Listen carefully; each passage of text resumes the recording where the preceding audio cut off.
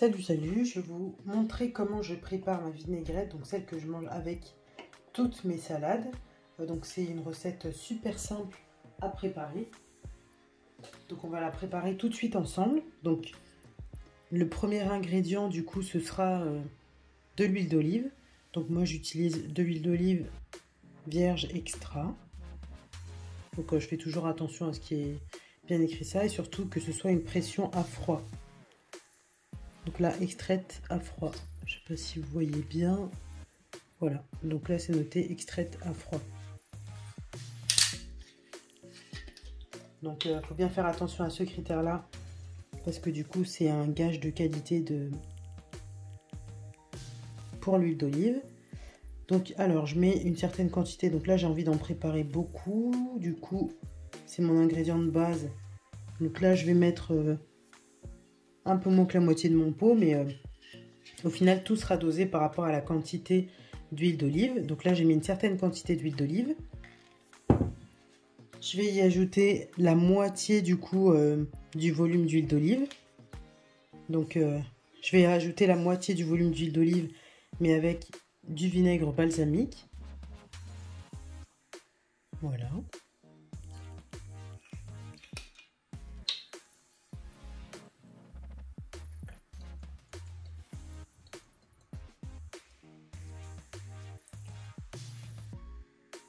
Voilà, donc là je le fais à peu près à l'œil, hein.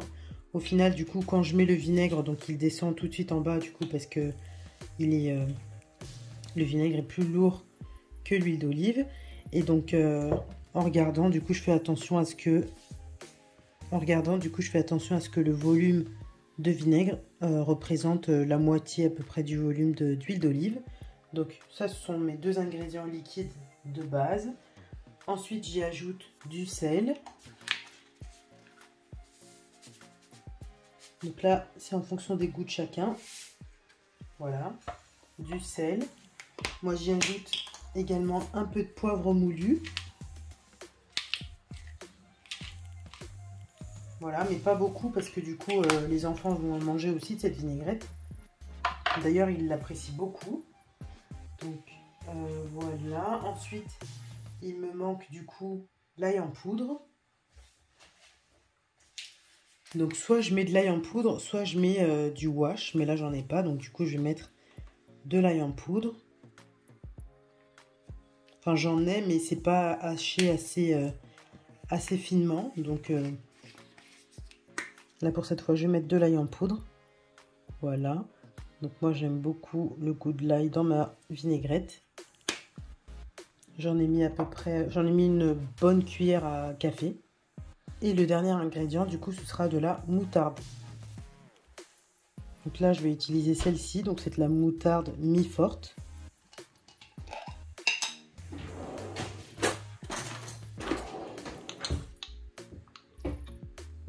Donc j'en mets une cuillère à café.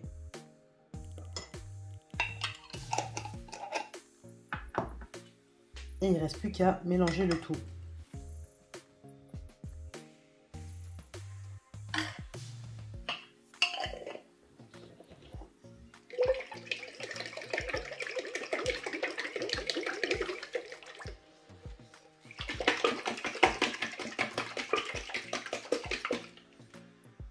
Et voilà, ma vinaigrette est prête.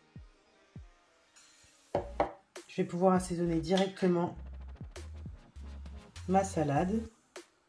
Donc si je suis à la maison et que le pot est avec moi, je vais pouvoir l'assaisonner directement.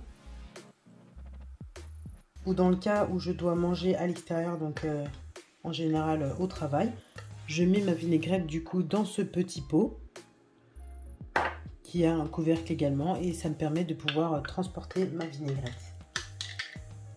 Et du coup, ça c'est une astuce pour éviter le sucre qu'on peut retrouver dans les vinaigrettes industrielles.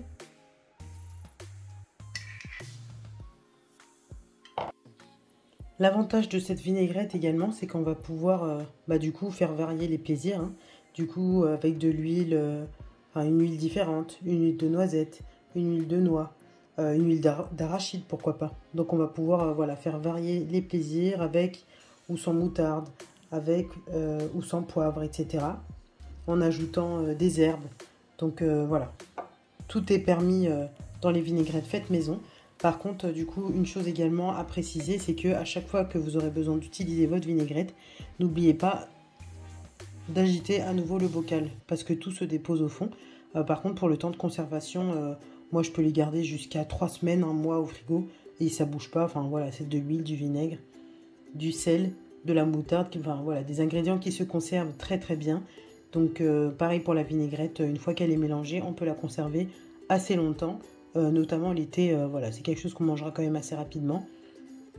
Mais sachez que vous pouvez la conserver plusieurs semaines sans aucun problème. Donc j'espère que cette petite astuce de cuisine faite maison vous aura plu. Donc là, on l'a faite maison, on sait exactement ce qu'il y a dedans. Et elle est prête en 2 minutes. J'espère que cette vidéo vous aura plu. N'hésitez pas à me dire ce que vous en avez pensé en commentaire. Et on se retrouve dans une prochaine vidéo. N'oubliez pas de vous abonner.